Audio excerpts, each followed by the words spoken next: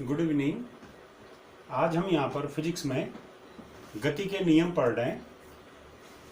इस चैप्टर में हमने पहले जो है बल और जड़त्व के बारे में पढ़ा था, तो थोड़ा उसको रिवाइज कर रहा हूँ मैं। बल किसे कहते हैं कि बल वह भौतिक राशि है जो किसी पिंड की गति की स्थिति में परिवर्तन ला देती है या किसी विराम में स्थित पिंड को गति की अवस्था में ला देती है या किसी पिंड की गति की दिशा को परिवर्तित कर देती है। तो जैसे कि माना ये कोई पिंड है, ये इस तल पे स्थित है, यह भी स्थिर था। यदि इस पे बल नहीं लगेगा तो ये अपनी ही जगह पे स्थिर रहेगा, पर जैसे इस पे बल लगा तो ये बल क्या करेगा, इस पिंड की स्थिति में परिवर्तन करने की कोशिश करेगा, जिस कारण से इस बल F के द्वारा ये पिंड यहाँ से माना यहाँ पर आ गया। तो अर्थात बल वह भौतिक राशि है जिसने स्थिर पिंड को गतिमान कर दिया, या गतिमान पिंड की गति की दिशा में परिवर्तन कर दिया, या सरल रेखा में एक समान गति से गतिमान पिंड के वेग में परिवर्तन कर दिया। तो ऐसी भौतिक राशि बल कहलाती है। अब जो है यहाँ पर जड़त्व के बारे में पढ़ा था हमने। तो जड़त्व क्या था कि किसी पिंड का वह गुण जिसके कारण पिंड अपने स्थिति में होने वाले परिवर्तन का विरोध करता है, और यह गुण कहलाता है जड़त्व का गुण। और जड़त्व की माप जो है, किसी पिंड के जड़त्व की माप उसके द्रव्यमान से आंकी आती है। जिस पिंड का द्रव्यमान जितना अधिक होता है उसका जड़त्व उतना ही अधिक होता है। जैसे एक साइकिल और ट्रक का अगर हम उदाहरण दें, तो साइकिल और ट्रक कहीं पे खड़े हैं, तो दोनों में अगर माना हमने समान वेग से गतिमान करना दोनों को, तो साइकिल जो है, साइकिल को गतिमान करने के लिए कम बल लगाना पड़ेगा, जबकि ट्रक को गतिमान करने के लिए अधिक बल लगाना पड़ेगा। क्यों? क्योंकि ट्रक का द्रव्यमान साइकिल की अपेक्षा अधिक है, इसलिए ट्रक जो है अपनी विराम स्थिति में होने वाले परिवर्तन का विरोध ज़्यादा कर रहा है। अर्थात क्योंकि उसका द्रव्यमान ज़्यादा है, अतः वो अपनी विराम की स्थिति में परिवर्तन का विरोध ज़्यादा कर रहा है। इसका मतलब उसमें जड़त्व का गुण ज़्यादा है। ठीक है। या साइकिल के अगर हम बारे में कहें, साइकिल हल्की है ट्रक की तुलना में, तो साइकिल को गतिमान करने में साइकिल भी क्या कर रही होगी, विरोध कर रही होगी, पर वो ट्रक की तुलना में कम विरोध कर रही है, क्योंकि साइकिल ट्रक की तुलना में हल्की है, इसलिए साइकिल का जो जड़त्व है वो कम है। इसके विपरीत अगर हम ये कहें, दोनों साइकिल और ट्रक दोनों गतिमान हैं, दोनों समान वेग से गति करते हुए हमारी तरफ आ रहे हैं, तो किसको रोकना आसान होगा? साइकिल को, क्योंकि साइकिल का द्रव्यमान कम है। तो कम द्रव्यमान की वस्तु की स्थिति में परिवर्तन करना आसान होता है, क्योंकि उसमें उसका द्रव्यमान कम है, वो अपनी स्थिति में होने वाले परिवर्तन का उतना ज़्यादा विरोध नहीं कर पाती है, और इसका मतलब है कि उसका जड़त्व क्या है, कम है। तो जड़त्व किसी पिंड का वह गुण है जो जिसके कारण पिंड अपनी विराम स्थिति या गति की स्थिति में होने वाले परिवर्तन का विरोध करती है। इस गुण को हम जड़त्व कहते हैं। इसके बाद सबसे पहले गैलीलियो ने जड़त्व का नियम दिया था, और बाद में न्यूटन ने भी गति के नियम दिए हैं। तो न्यूटन ने गति के 3 नियम दिए हैं, जिनको हम न्यूटन के गति विषयक नियम कहते हैं। तो इसमें हम सबसे पहले पढ़ेंगे गति का प्रथम नियम। इस नियम को जड़त्व का नियम भी कहते हैं।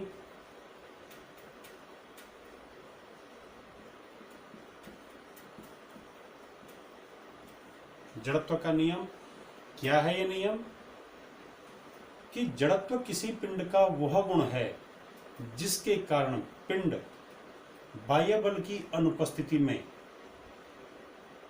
यदि गति की अवस्था में है, तो वो अपनी गति को एक समान पहले जैसा बनाए रखता है, और यदि पिंड स्थिर है तो अपनी स्थिर अवस्था को पहले जैसा बनाए रखता है।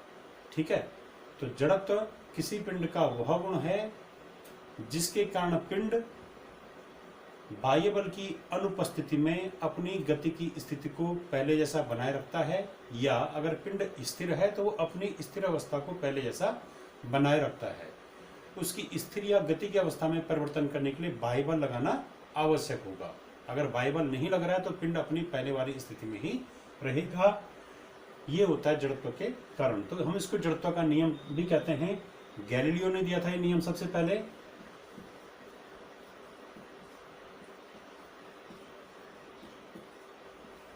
जैसे माना ये पिंड यहाँ पर, ये सपोज ये कोई गुटका है, लकड़ी का गुटका है, ये इस धरातल पे स्थित है। अगर इस पे कोई बाह्य बल नहीं लग रहा है, इस पे बाह्य बल F इक्वल टू क्या है, 0 है, यहाँ पे कोई बाह्य बल नहीं लग रहा, तो ये पिंड अपनी ही स्थिति में रहेगा। ठीक है। अब यहाँ पर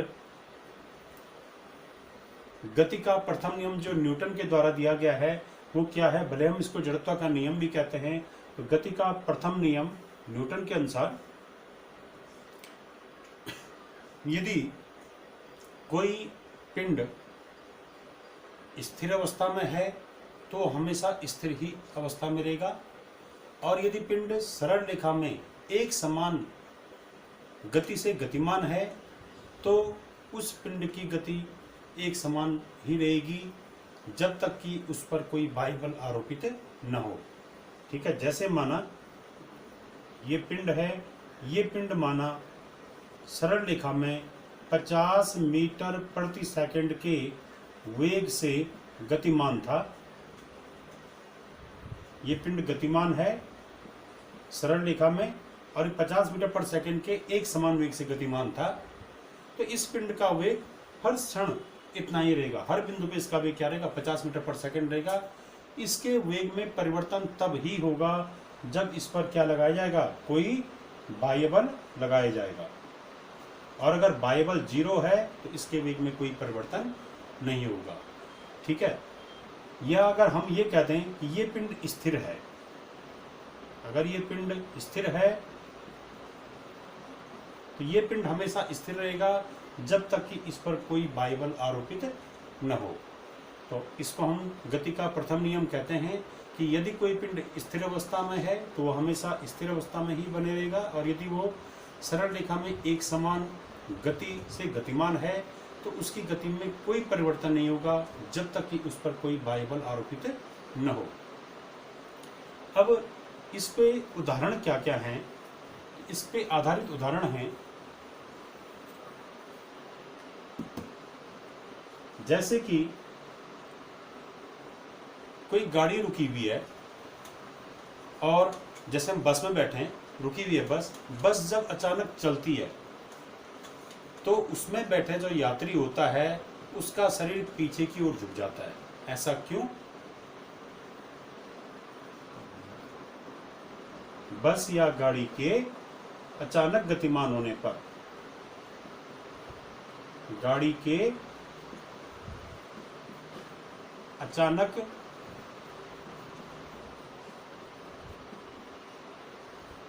गतिमान होने पर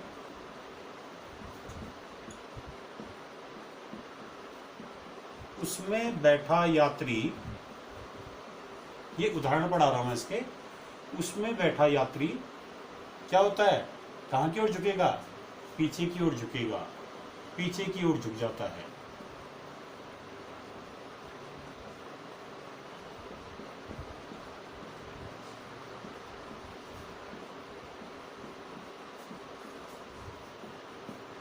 ऐसा क्यों? ये इसलिए कि जब रुकी हुई गाड़ी अचानक गतिमान होती है तो गाड़ी के गतिमान होने पर गाड़ी के संपर्क में व्यक्ति यात्री के शरीर का जो निचला हिस्सा होता है वो भी गाड़ी के साथ गतिमान होकर आगे की ओर चले जाता है, परंतु यात्री के शरीर का जो ऊपरी हिस्सा है वो स्थिर जड़त्व के कारण क्या होता है, वो पीछे की ओर, वो स्थिर ही अवस्था में रहता है ऊपरी हिस्सा, और वो तब पीछे की ओर झुक जाता है। ठीक है। जैसे माना ये है, अगर हम इसको सिर्फ इस हिस्से को गतिमान करें, इसको गतिमान न करें, तो ये गतिमान होगा, तो ये हिस्सा कहाँ आएगा, ये हिस्सा आगे की ओर, तो ये हिस्सा पीछे की ओर, क्योंकि हम इसको स्थिर रखना चाह रहे हैं। तो ये आगे की ओर गतिमान हुआ, परंतु ये हिस्सा स्थिर रहना चाह रहा था, इसलिए कहाँ की ओर आएगा, पीछे की ओर आ जाएगा। ठीक है। तो रुकी हुई बस के अचानक स्टार्ट होने पर उसमें बैठा यात्री पीछे की ओर इसलिए झुक जाता है क्योंकि बस के अचानक स्टार्ट गतिमान होने पर क्या होता है, बस के संपर्क में यात्री के शरीर का जो निचला हिस्सा होता है वो भी बस के साथ गतिमान होकर आगे की ओर चले जाता है, जबकि यात्री के शरीर का ऊपरी हिस्सा अभी भी वो जड़त्व के कारण क्या है, स्थिर अवस्था में है, इसलिए वो पीछे की ओर ही, इसलिए वो अपनी जगह पे रहता है, इसलिए ऊपरी हिस्से पे क्या लगता है, पीछे की ओर बल लगता है। दूसरा इस पे उदाहरण है, जैसे दरी या कंबल है, कि कंबल को अगर हम झाड़ें, कंबल या दरी,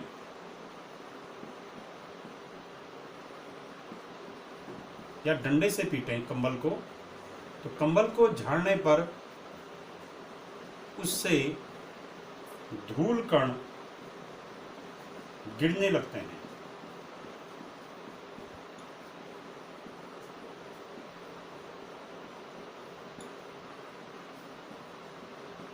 ठीक है, कि कंबल को अगर हम झाड़ें तो अचानक कंबल को झाड़ने पर उससे प्रारंभ में बहुत अधिक धूल कण गिरते हैं, और बार बार झाड़ने पर बाद में क्या होता है, कम धूल कण उससे निकलते हैं।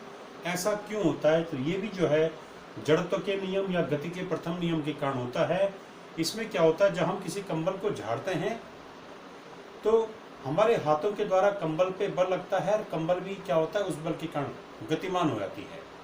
तो जब कंबल को अचानक झाड़ा जाता है तो कंबल तो तत्काल गतिमान हो जाती है, पर कंबल के रेशों के बीच जो फंसे हुए धूल कण हैं, वो धूल कण विराम के जड़त्व के कारण क्या होते हैं, जड़त्व के कारण वो अपनी स्थिर अवस्था में ही बने रहने की कोशिश करते हैं। फलस्वरूप वो कण क्या होते हैं, गुरुत्वाकर्षण के कारण जमीन, धरती की ओर या जमीन की ओर गिर जाते हैं, ये अपने भार के कारण नीचे की ओर गिर जाते हैं। ठीक है, जब कंबल को अचानक झाड़ा जाता है या दरी को झाड़ा जाता है, तो ऐसा करने पे कंबल या दरी तत्काल क्या होती है, गति की अवस्था में आती है, पर कंबल के रेशों के बीच फंसे हुए जो धूल कण हैं वो जड़त्व के कारण क्या होते हैं, अपनी विराम स्थिति में बने रहने की कोशिश करते हैं। फलस्वरूप विराम में रहने के कारण क्या होते हैं, वो अपनी पहले वाली स्थिति में रहने के कारण धूल कण क्या होते हैं, अपने भार से जमीन पर गिर जाते हैं। परंतु जब उसी कंबल को बार बार झाड़ा जाता है तो तब क्या होता है, कंबल के साथ साथ धूल कण भी तत्काल गति की अवस्था में आते हैं। इसलिए बार बार पुनरावृत्ति करने पर जो बाद वाले केसेस हैं उनमें गिरने वाले धूल कणों की संख्या क्या हो जाती है, कम हो जाती है। इसी प्रकार से और भी उदाहरण हैं इसके, जैसे पेड़ की डाल को अगर हम हिलाएं,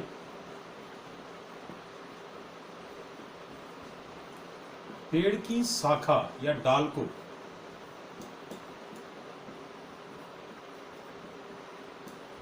हिलाने पर अगर हम अचानक हिला दें उसको, उससे पत्ते एवं फल गिरने लगते हैं। पत्ते एवं फल गिरने लगते हैं। ऐसा क्यों होता है, ये भी गति के प्रथम नियम पर आधारित है घटना भी, कि जब पेड़ की शाखा को अचानक हिलाया जाता है तो शाखा बल पाकर तत्काल गति की अवस्था में आती है, परंतु शाखा पर जो दूर पत्ते और फल लगे हुए हैं वो पत्ते और फल अभी भी क्या होते हैं, अपनी पहले वाली स्थिर अवस्था में बने रहने की कोशिश करते हैं, जिस कारण से वो अपने भार के कारण नीचे गिर जाते हैं। ठीक है, कि जब पेड़ की शाखा को अचानक हिलाते हैं तो शाखा तो तत्काल गति की अवस्था में आती है, पर उस पे लगे हुए, टहनी पे लगे हुए जो पेड़ पे लगे हुए जो फल और पत्ते हैं वो स्थिर अवस्था में ही बने रहने के कारण क्या होते हैं, तत्काल नीचे गिर जाते हैं, अपने भार के कारण पृथ्वी की ओर गिर जाते हैं। तो ये किस कारण है, विराम के जड़त्व के कारण या गति के प्रथम नियम के कारण, क्योंकि वो पत्ते और फल क्या है, अपनी पहले जैसी विराम स्थिति में बने रहने की कोशिश कर रहे हैं, इसलिए वो नीचे गिर गए। पर जब उसी शाखा को बार बार हिलाते हैं तो बार बार हिलाने पे बाद वाली स्थितियों में गिरने वाले फल और पत्तियों की संख्या क्या होती है, कम हो जाती है, क्योंकि जब बार बार हिलाते हैं तो बाद वाली स्थितियों में टहनी के साथ साथ फल और पत्ते भी गतिमान हो जाते हैं, जिससे कि वो अब ज़्यादा संख्या में नहीं गिरते हैं नीचे। इस पे आधारित और भी उदाहरण हैं। ये जो भी उदाहरण थे इनमें हमने विराम के जड़त्व के द्वारा इसको समझाया। अब एक एग्जाम्पल है कि जब चलती हुई बस अचानक रुक जाती है,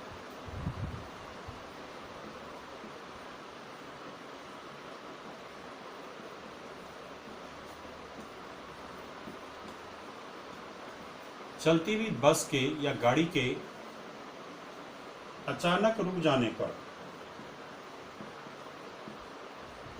उसमें बैठा यात्री क्या होगा, आगे की ओर गिर जाता है या झुक जाता है। ऐसा क्यों होता है कि जब चलती हुई बस अचानक रुक जाती है, ब्रेक लगने पे अचानक रुक जाती है, तो बस के साथ साथ व्यक्ति के शरीर का निचला हिस्सा भी तत्काल रुक जाता है, परंतु व्यक्ति के शरीर का जो ऊपरी हिस्सा है वो अभी भी पहले जैसी गति की अवस्था में बने रहता है। इस कारण क्या होता है, ऊपरी हिस्सा गति की अवस्था में रहने के कारण व्यक्ति का ऊपरी हिस्सा क्या होता है, आगे की ओर झुक जाता है।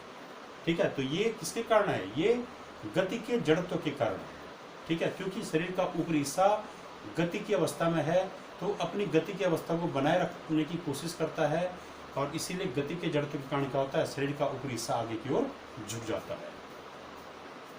चौथा, और भी इसके, चौथा था ये, पांचवा एग्जाम्पल, और भी तमाम एग्जाम्पल हैं इसके, कि जैसे एक समान वेग से अगर कोई बस चल रही है या कार चल रही है और उस, या रेलगाड़ी चल रही है, उसमें हम किसी बॉल को ऊपर उछालें और हाथ को अपनी जगह पर रखें तो बॉल हमारे हाथों पर ही आती है। ऐसा नहीं होता कि वो हाथ से इधर उधर गिर जाए। ठीक है,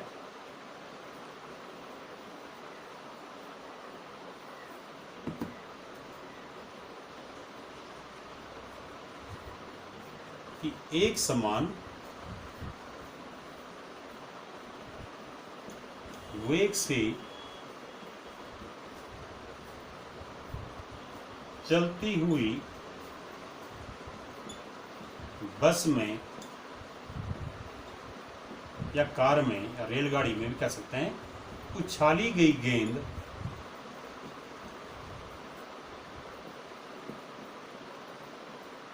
हाथ में ही आकर गिरती है या हथेली में ही गिरती है। ठीक है, इसका मतलब ये कारण क्या है, इसका कारण भी क्या है, गति का प्रथम नियम है। होता क्या है कि जब एक समान वेग से कोई बस चल रही है, गाड़ी चल रही है, तो उसमें क्या होता है, उसमें बैठा हुआ यात्री और जो बॉल हम उछाल रहे हैं वो दोनों, उन दोनों का क्षैतिज वेग क्या होता है, एक समान होता है। तो एक समान वेग से चलती हुई गाड़ी के अंदर यात्री और उछाली गई गेंद दोनों का क्षैतिज वेग एक समान होता है। तो जब यात्री गेंद को ऊपर की ओर उछालता है और अपने हाथों को स्थिर रखता है तो समान समय में हाथ और गेंद समान दूरी तय करते हैं, जिससे क्या होता है, हर बार गेंद हाथों में ही आकर ठहरती है। और ये है गति के जड़त्व के कारण या गति के प्रथम नियम के, जड़त्व के नियम के कारण है। गति का जो जड़त्व है उस नियम के कारण है ये, या हम इसको कह सकते हैं गति के प्रथम नियम के कारण ये घटना हो रही है।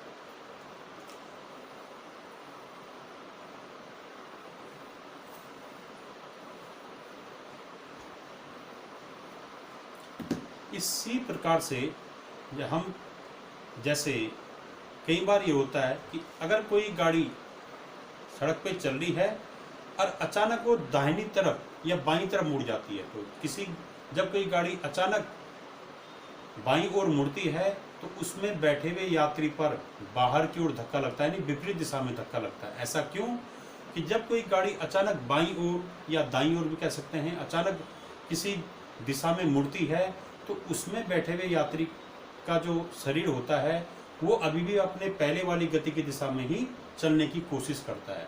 और जब गाड़ी तत्काल या अचानक क्या लेती है, मोड़ पे मुड़ती है, तो उसमें बैठे हुए यात्री का शरीर पहले वाली दिशा में गतिमान रहने के कारण वो क्या होता है, वो स्पर्श रेखा की दिशा में बाहर की ओर गिर जाता है या उस पर बाहर की ओर बल लगता है। तो ये भी गति का प्रथम नियम है, या इसको हम ये कह सकते हैं दिशा के जड़त्व के कारण क्या हो रहा है, यहाँ पे ये घटना हो रही है। ऐसे ही जब किसी हम जैसे कुएं से हम क्या करें,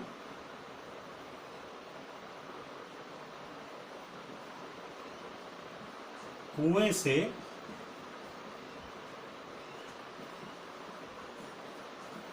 रस्सी से बंधी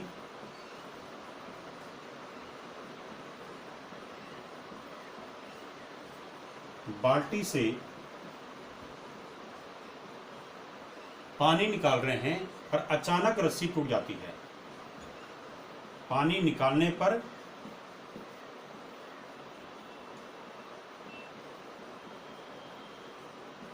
अचानक रस्सी टूट जाती है।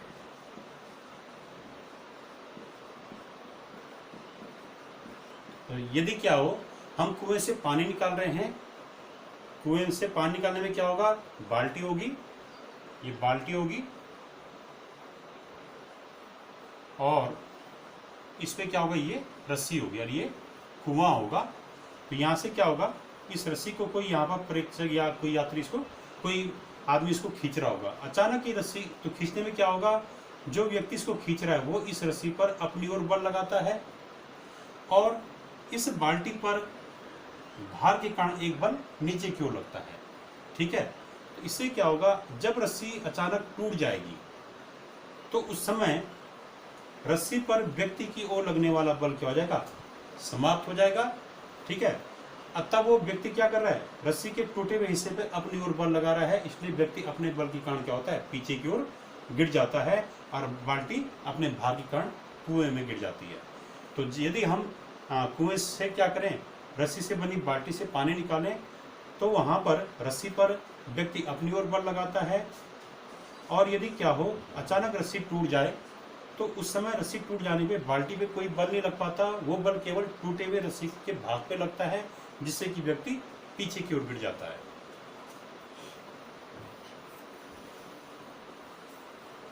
ये सभी घटनाएं गति के प्रथम नियम पर आधारित हैं। अब है गति का द्वितीय नियम।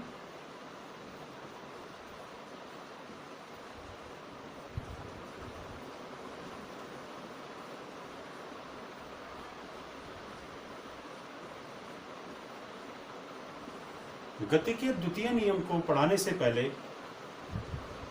हमें संवेग पढ़ना जरूरी है कि संवेग किसे कहते हैं। मोमेंटम,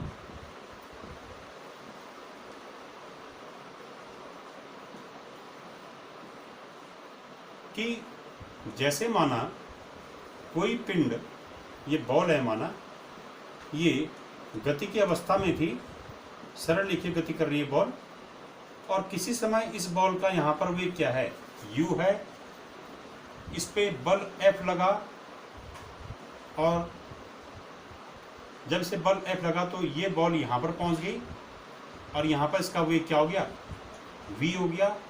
इसका वेग u से v होने में कितना समय लगा, माना डेल्टा t समय लगा। तो जब किसी पिंड का वेग u है, उस दौरान इस पिंड पर u वेग लगा, ये F बल लगा, जिसके कारण पिंड का वेग डेल्टा t समय बाद क्या हो जाता है, v हो जाता है। तो यहाँ पर क्या हुआ, वेग में परिवर्तन हुआ, तो निश्चित ही यहाँ क्या होगा, त्वरण भी होगा। तो माना यहाँ पर त्वरण क्या है, a है। अब मैं यहाँ पर संवेग को परिभाषित कर रहा हूँ कि किसी गतिशील पिंड के द्रव्यमान और वेग का गुणनफल संवेग कहलाता है। ध्यान रहे, यहाँ पर पिंड सरल रेखीय गति कर रहा है, तो सरल रेखीय गति में हम अगर संवेग कर रहे हैं तो वो रेखीय संवेग की बात कर रहे हैं, लीनियर मोमेंटम। तो किसी पिंड के द्रव्यमान और उसके वेग के गुणनफल को ही हम उस पिंड का रेखीय संवेग या संवेग कहते हैं। और इसका महत्व देखिए कि जैसे एक बस या एक कार है, एक साइकिल है, दोनों समान वेग से गतिशील हैं, दोनों का वेग माना एक जैसा है, तो किसको रोकना आसान होगा, साइकिल को। कार को रोकना कठिन होगा, क्यों, जबकि दोनों एक समान वेग से गतिमान हैं। तो बल लगाकर किसको रोकना आसान होगा, साइकिल को, क्योंकि साइकिल का द्रव्यमान कम है और कार का द्रव्यमान साइकिल की अपेक्षा अधिक है। तो जिसका द्रव्यमान अधिक होगा उसको रोकना क्या होगा, उसको रोकने के लिए अधिक बल लगाना पड़ेगा, उसको रोकना अपेक्षाकृत कठिन होगा।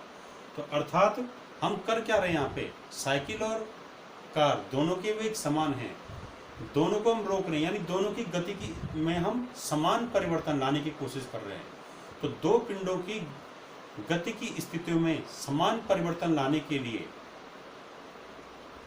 बल लगाना पड़ता है, और ये बल जो है दो बातों पे निर्भर करता है, एक तो वेग और एक द्रव्यमान।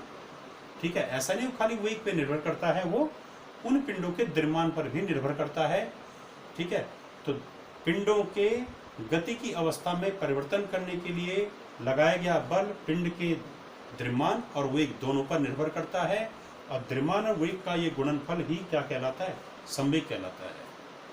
इसीलिए कम द्रव्यमान की वस्तु को रोकने के लिए कम बल लगाना पड़ा, अधिक द्रव्यमान की वस्तु को रोकने के लिए अधिक बल लगाना पड़ा, बशर्ते दोनों के वेग क्या हो, समान हो। अब ये इसका मात्रक क्या है संवेग का, तो संवेग का मात्रक बराबर द्रव्यमान का मात्रक गुणा गया वेग का मात्रक। तो द्रव्यमान का मात्रक है किलोग्राम और वेग का मात्रक है मीटर प्रति सेकंड। वेग का मात्रक हो गया, तो संवेग का मात्रक हो गया किलोग्राम मीटर प्रति सेकंड, और अगर हम सीजीएस में कहें तो ग्राम सेंटीमीटर प्रति सेकंड। ये भी इसका सीजीएस पद्धति में मात्रक है, ये इसका एमकेएस या एसआई पद्धति में भी कह सकते हैं इसका मात्रक ये हो गया, और सीजीएस पद्धति में इसका मात्रक ग्राम सेंटीमीटर प्रति सेकंड हो गया। इसकी जो विमा है संवेग की विमा,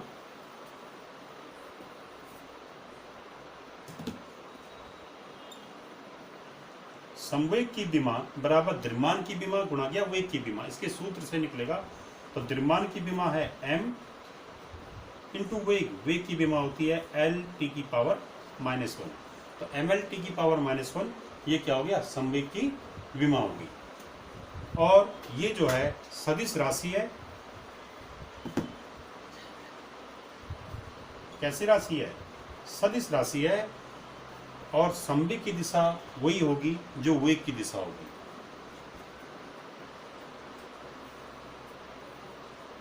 अब जो है माना यहां पर कोई पिंड सरल रैखिक गति में था और किसी क्षण उसका प्रारंभिक वेग था u, इस पे F बल लगा,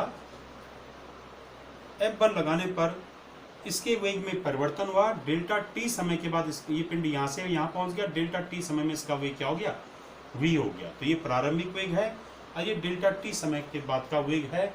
इस दौरान पिंड में उत्पन्न जो त्वरण है वो क्या है, स्मॉल a है। तो यहाँ पर अगर हम जब प्रारंभिक वेग u था तो उसमें संवेग निकालें, तो माना पिंड का द्रव्यमान क्या है m, ये पिंड का द्रव्यमान है, तो पिंड का संवेग जब उसका वेग क्या था u था, तो ये कहलाएगा प्रारंभिक संवेग। तो प्रारंभिक संवेग कितना हो गया पिंड का, इसको हम संवेग को p से प्रकट करते हैं, तो प्रारंभिक संवेग को हम p1 से प्रकट कर रहे हैं, ये हो जाएगा m द्रव्यमान गुणा गया इस टाइम वेग u, और जो अंतिम संवेग यानी जब वेग v हो गया तो अंतिम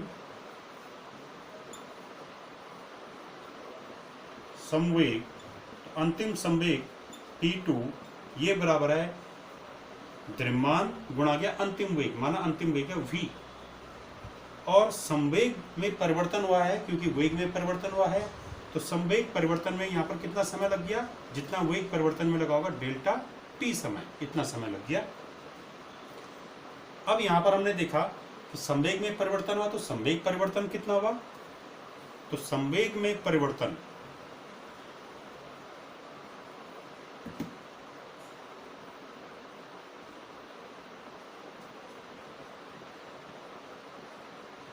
संवेग परिवर्तन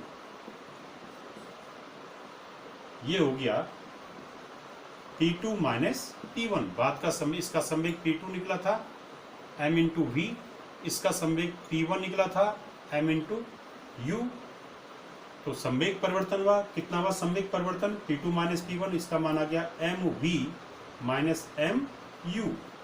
तो संवेग परिवर्तन को हम डेल्टा p से भी प्रकट करते हैं, तो डेल्टा p का मान क्या आ गया, mv माइनस mu।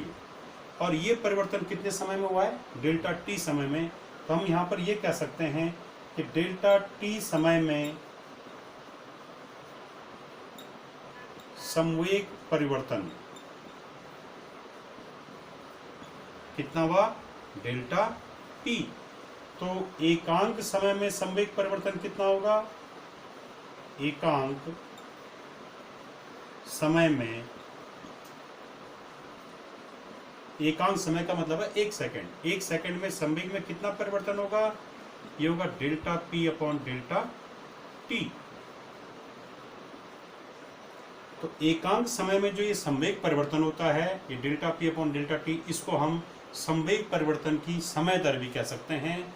और न्यूटन का गति का द्वितीय नियम अब बतला रहा हूं मैं। तो न्यूटन की गति का द्वितीय नियम क्या है कि संवेग परिवर्तन की समय दर पिंड पर लगाए गए बल के अनुक्रमानुपाती होती है और इसके बराबर भी होती है। ठीक है, कि किसी पिंड पर आरोपित बल उस पिंड के संवेग परिवर्तन की समय दर के बराबर होता है। यानी अगर पिंड पे F बल लगा था यहाँ पे, तो ये बल F किसके बराबर हो जाएगा, delta P upon delta T के। अब हम यहाँ पर जब हमने संवेग पढ़ लिया, संवेग परिवर्तन पढ़ लिया, तो अब गति का द्वितीय नियम पढ़ेंगे।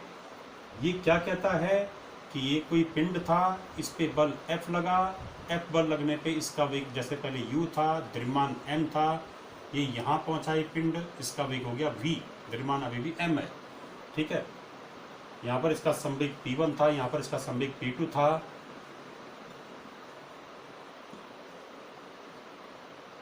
तो ये क्या है कि किसी पिंड पर लगाया गया बल उस पिंड के संवेग परिवर्तन की समय दर के बराबर होता है।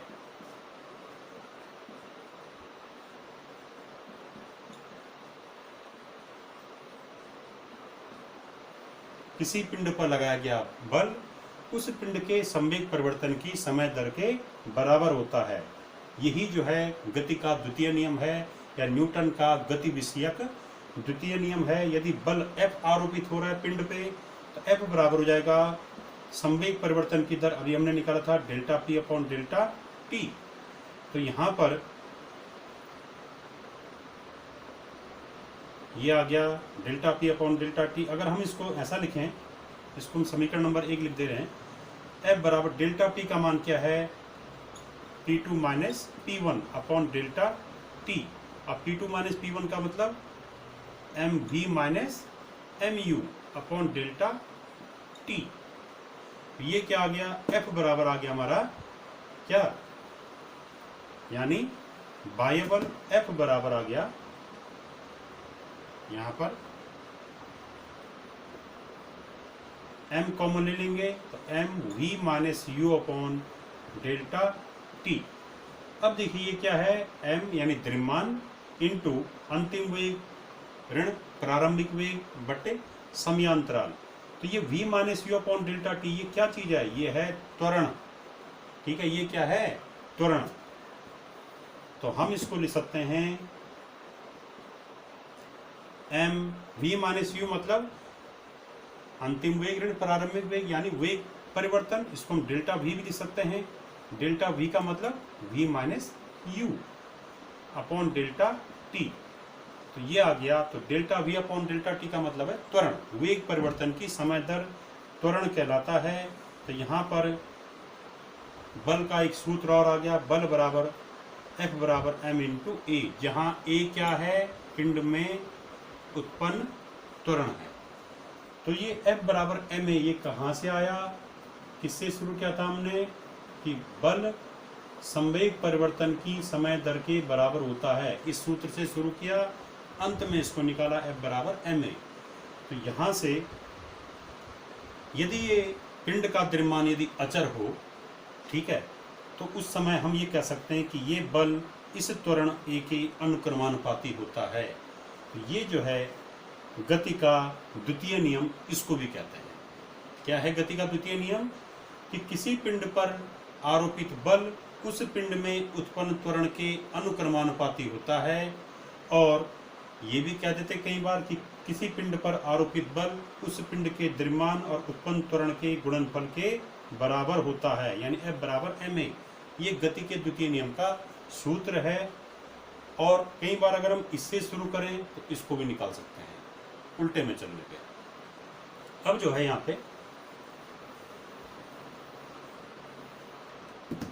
पर जो हमने पढ़ा F बराबर m इंटू ए, बल बराबर m मतलब द्रव्यमान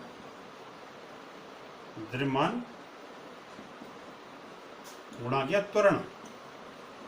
तो यहां से हम बल का मात्रक निकाल सकते हैं। तो बल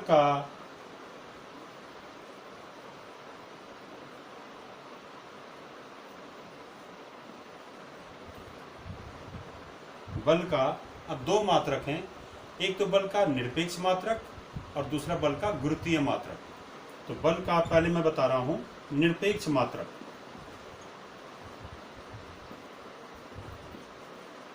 तो बल का निरपेक्ष मात्रक होता है न्यूटन। वैज्ञानिक को सम्मान देने के लिए इनका बल का मात्रक क्या माना गया है? न्यूटन। न्यूटन ने ही बल के नियम दिए हैं, गति के नियम कहते हैं जिसको हम। तो न्यूटन जो है बल का निरपेक्ष मात्रक है, और एक न्यूटन किसे कहेंगे? देखिए इसका मान F बराबर ma, इस सूत्र से निकलेगा कि एक न्यूटन का मतलब इसका मान एक कैसे कर रहे हैं, यदि ये भी एक हो जाए ये भी एक हो जाए। एक न्यूटन का मतलब है कि एक न्यूटन वह बल है जो 1 किलोग्राम द्रव्यमान के पिंड में 1 मीटर प्रति सेकंड स्क्वायर के त्वरण को उत्पन्न कर देता है। 1 किलोग्राम द्रव्यमान के पिंड में 1 मीटर पर सेकंड स्क्वायर के त्वरण को उत्पन्न करने के लिए आवश्यक बल 1 न्यूटन कहलाता है। ठीक है, ये एसआई मात्रक है इसका। ठीक है, इसका एक मात्रक हम अगर हम एमकेएस में निकालना चाहें तो एक मात्रक और आ सकता है इसका, कि बल का मात्रक बराबर द्रव्यमान का मात्रक गुणा गया त्वरण का मात्रक। बल का मात्रक क्या हो गया? बल का मात्रक बराबर द्रव्यमान का मात्रक गुणा गया त्वरण का मात्रक। तो इस द्रव्यमान का मात्रक क्या है? किलोग्राम, और त्वरण का मात्रक क्या है? मीटर प्रति सेकंड स्क्वायर। और एक छोटा मात्रक भी है इसका, जैसे इसका न्यूटन क्या हो गया? इसका एसआई मात्रक। इसका ये हो गया एमकेएस पद्धति में मात्रक। सीजीएस पद्धति में क्या होगा? ग्राम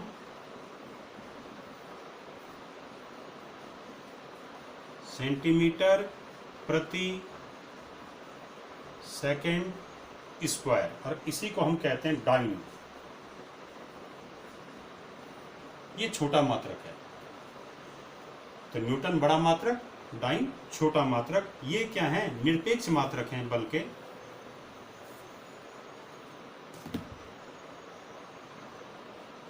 एक न्यूटन बराबर होता है 10 की घात 5 डाइन।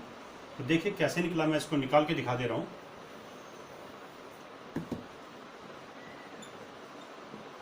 जो 1 न्यूटन बल है इसको हम अगर हम किलोग्राम मीटर के रूप में लिखें तो 1 न्यूटन बल का मतलब हो गया 1 किलोग्राम द्रव्यमान के पिंड में कितना त्वरण उत्पन्न करना है? 1 मीटर प्रति सेकंड स्क्वायर का त्वरण जो उत्पन्न कर दे वो बल कहलाता है 1 न्यूटन।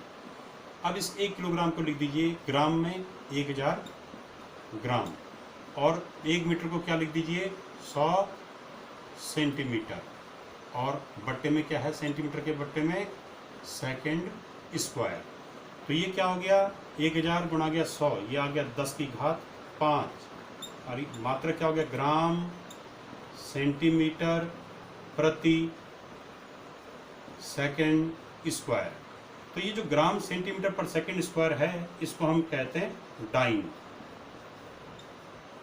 तो 1 न्यूटन बराबर कितने डाइन होता है? 10 की घात 5 डाइन।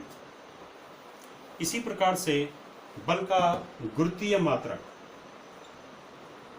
ये तो निरपेक्ष मात्रक था, बल का गुरुत्वीय मात्रक, तो बल का गुरुत्वीय मात्रक है किलोग्राम भार, किलोग्राम भार। इसकी परिभाषा क्या है कि 1 किलोग्राम भार वह बल है जो 1 किलोग्राम द्रव्यमान के पिंड में 9.8 मीटर प्रति सेकंड स्क्वायर का गुरुत्वीय त्वरण उत्पन्न कर देता है। वह बल 1 किलोग्राम भार कहलाता है। 1 किलोग्राम भार वह बल है जो एकांक या 1 किलोग्राम द्रव्यमान के पिंड में 9.8 मीटर पर सेकंड स्क्वायर अर्थात गुरुत्वीय त्वरण के बराबर त्वरण उत्पन्न कर देता है। ऐसे बल को हम गुरुत्वीय 1 किलोग्राम भार मात्रक या गुरुत्वीय मात्रक भी कहते हैं। और गुरुत्वीय मात्रक हो गया इसका 1 किलोग्राम, किलोग्राम भार। और 1 किलोग्राम भार ये भी क्या है, बल का मात्रक है। न्यूटन भी क्या है, बल का मात्रक है। तो किलोग्राम भार को अगर हम न्यूटन में कन्वर्ट करना चाह रहे हैं तो कैसे करेंगे, 1 किलोग्राम भार बराबर होता है 9.8 न्यूटन। 9.8 से गुणा कर दीजिए, ठीक है। अगर 10 किलोग्राम का कोई बैग है तो 10 किलोग्राम क्या उसका द्रव्यमान, और उसका अगर हम भार निकालेंगे तो हम 2 प्रकार से कह सकते हैं कि उस बैग का भार क्या है, 10 किलोग्राम भार। या अगर हम न्यूटन में कहेंगे तो क्या कहेंगे, 10 गुणा गया 9.8 न्यूटन, वो भी उसका भार होगा। अब गति के द्वितीय नियम को हमने पढ़ा। इसके बाद गति का तृतीय नियम क्या है, ये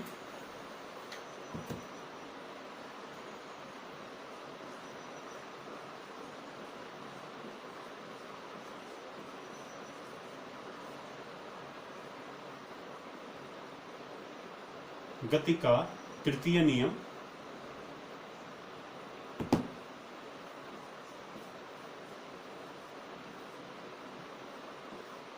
इसको पढ़ने से पहले गति के द्वितीय नियम के एग्जाम्पल क्या क्या हैं। जैसे कोई खिलाड़ी है, वो बॉल को जब कैच करता है, कोई जैसे तेजी से आता हुआ जो शॉट है, तो उसको अच्छा क्षेत्र रक्षक या अच्छा फील्डर क्या करता है, हाथों को पीछे लाते हुए कैच करता है। ऐसा करने पर उसके हाथों पे चोट कम लगती है। और अगर हम उस शॉट को हाथों को स्थिर रखते हुए कैच करें तो हाथों पर चोट बॉल से ज़्यादा लगती है उस समय। इसी प्रकार से किसी कठोर सतह पर कूदने पे पाँव पे ज़्यादा दर्द होता है, और किसी भुरभुरी सतह पे कूदने पे पाँव पे कम चोट लगती है। इसी प्रकार से जैसे गाड़ी में जो शॉकर होते हैं वो इसलिए लगाए जाते हैं कि क्या होता है, इससे खड्डों में जब गाड़ी आती है तो उसमें अगर शॉकर अच्छे हैं तो उससे क्या होगा, गाड़ी के अंदर बैठे हुए यात्री पर क्या लगते हैं, झटके कम लगते हैं। ये सभी जो है गति के द्वितीय नियम के से समझाई जा सकती हैं घटनाएं। अब है गति का तृतीय नियम। तो गति का तृतीय नियम किसे में क्या है कि प्रकृति में बल हमेशा युग्म के रूप में होता है। कि जैसे यहाँ पर एक पिंड ये है और दूसरा पिंड है, माना यहाँ पे ये वाला, कि जब ये पिंड इस पिंड पे बल लगाएगा तो दूसरा पिंड भी पहले पिंड पे उतना ही बल विपरीत दिशा में लगाता है। यानी अगर इसने बल लगाया तो एक बल ये लग गया, तो यहाँ पर निश्चित ही दूसरा बल भी विद्यमान होगा। बल हमेशा प्रकृति में बल हमेशा युग्म के रूप में होते हैं, और युग्म के रूप में जो बल होते हैं वो हमेशा आपस में बराबर होते हैं और विपरीत दिशा वाले होते हैं। तो जैसे इसने इस पहले वाले पिंड ने इस दूसरे पिंड पे बल आगे की ओर लगाया, F1 बल, ठीक है, F1 पहले के द्वारा दूसरे पे लगा बल, तो दूसरा वाला पिंड भी पहले वाले पिंड पर ठीक उतना ही बल विपरीत दिशा में लगाएगा। मानो दूसरे वाले पिंड ने पहले वाले पिंड पे बल F21 लगाया विपरीत दिशा में, तो ये दोनों बल क्या होते हैं, आपस में बराबर होते हैं। तो गति का तृतीय नियम क्या है कि प्रकृति में बल हमेशा युग्म के रूप में रहते हैं, और युग्म के दोनों बल हम एक दूसरे के बराबर होते हैं और दिशा में विपरीत होते हैं। इसमें एक बल को हम क्रिया बल कहते हैं अब दूसरे बल को हम प्रतिक्रिया बल कहते हैं।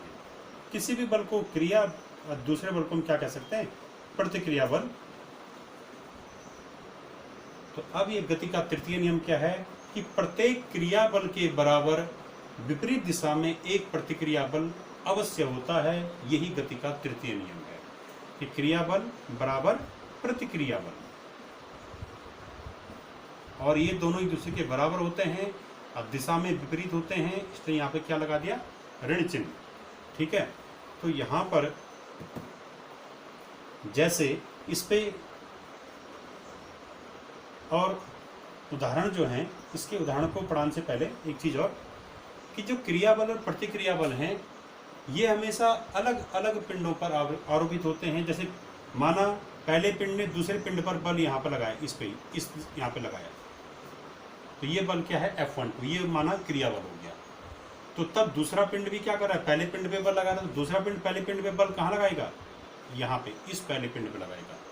तो क्रिया बल और प्रतिक्रिया बल सदैव अलग अलग बिंदुओं पर या अलग अलग पिंडों पर आरोपित होते हैं और एक साथ आरोपित होते हैं। जैसे पहला पिंड दूसरे पिंड पे बल लगाएगा, ठीक उसी क्षण दूसरा पिंड भी पहले पिंड पर बल लगाएगा, परंतु ये अलग अलग बिंदुओं पर आरोपित होंगे, अलग अलग पिंडों पर आरोपित होंगे। तो गति का तृतीय नियम क्या है? क्रिया बल की प्रकृति में क्रिया बल के बराबर सदैव एक प्रतिक्रिया बल होता है और यह प्रतिक्रिया बल क्रिया बल के विपरीत दिशा में होता है। तो प्रत्येक क्रिया बल के बराबर विपरीत दिशा में एक प्रतिक्रिया बल होता है। विपरीत दिशा को दर्शाने के लिए यहाँ पर ऋण चिन्ह लगाया गया है। उदाहरण क्या है इसके? जैसे कि जब हम राइफल से गोली दागते हैं, तो राइफल से गोली दागने में क्या होता है कि गोली पर आगे की ओर बल लगता है। होता क्या उस समय कि जो बारूद होता है, उस बारूद जब हम गोली दागते हैं तो बारूद से जो है, बारूद से वहाँ पर ज्वलन जो गैसें पैदा होती हैं वो गैस में बदल जाता है बारूद, गर्म गैसों में, और वो गैस क्या करती हैं? गोली पर आगे की ओर बल लगाती हैं। तो वो गैस गोली पर आगे की ओर बल लगाते हैं, तो गोली भी गैस पर पीछे की ओर बल लगाती है, जिससे कि राइफल पर पीछे की ओर धक्का लगता है। इसीलिए क्या करते हैं? राइफल गोली को दागते समय राइफल को कंधे पे टिकाने की सलाह दी जाती है कि कंधा क्या कर दे? उस राइफल के द्वारा लगने वाले जो बल है पीछे की ओर, उसको सह ले। दूसरा कि जब नाव से हम उतरते हैं, कि नाव से किनारे पर उतरते समय, कि जब हम नदी से किनारे पर उतरते हैं नाव के द्वारा, तो नाव पर हम क्या करते हैं? पाँव से पीछे की ओर बल लगाते हैं ऐसे। तो नाव भी हम पे क्या करती है? किनारे की ओर उतना ही बल लगाती है, जिससे हम किनारे की ओर गिर जाते हैं, अर्थात हम किनारे पे पहुंच जाते हैं।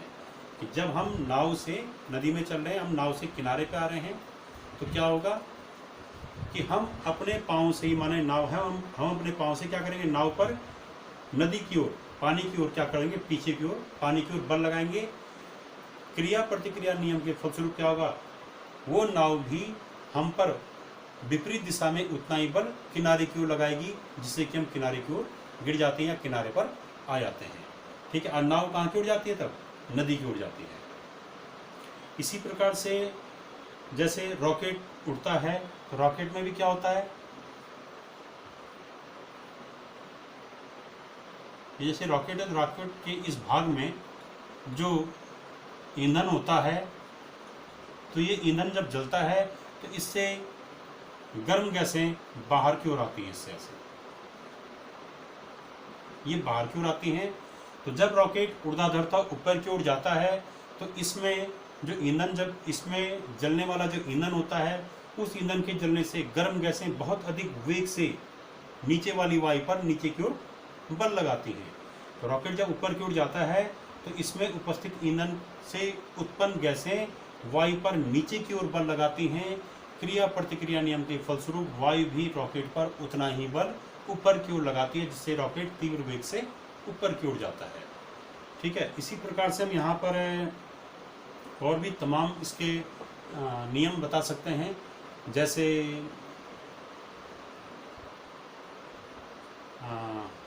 और क्या हो सकते हैं इसमें नियम?